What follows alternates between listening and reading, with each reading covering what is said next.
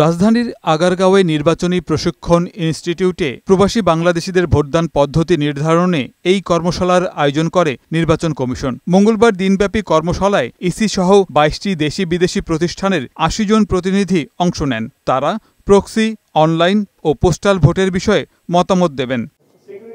উদ্বোধনী বক্তব্যে প্রধান নির্বাচন কমিশনার এএমএম নাসির উদ্দিন বলেন, প্রবাসীদের ভোটের আওতায় আনা চ্যালেঞ্জিং, তবে আগামী নির্বাচনে তাদের ভোট দেওয়ার সুযোগ করে দিতে প্রতিশ্রুতিবদ্ধ ইসি। অনেকেই আমার সাথে দেখা করে প্রবাসী বাংলাদেশিদের ভোট দেওয়ার সুযোগ করে দিতে বলেছেন, তবে এটি খুব একটা সহজ কাজ নয়। অন্তর্বর্তী সরকার চায় প্রবাসীরা ভোট দিক। আগামী জাতীয় নির্বাচনে প্রবাসীদের ভোটের আওতায় আনতে নির্বাচন কমিশন প্রতিশ্রুতিবদ্ধ।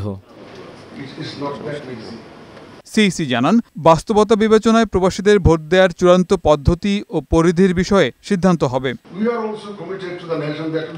সামাজিক ও রাজনৈতিক বাস্তবতা, ভোটারদের শিক্ষাগত যোগ্যতা এবং প্রবাসীদের সেখানে স্থানীয় বাস্তবতা বিবেচনায় সিদ্ধান্ত নিব আমরা। বড় পরিসরে না হলেও আমরা এক বা একাধিক দেশে স্বল্প পরিসরে প্রবাসীদের ভোটের সুযোগ করে দিতে চাই।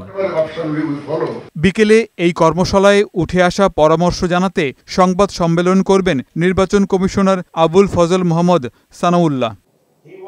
গোলাম মোর্শেদ, বৈশাখী সংবাদ, ঢাকা।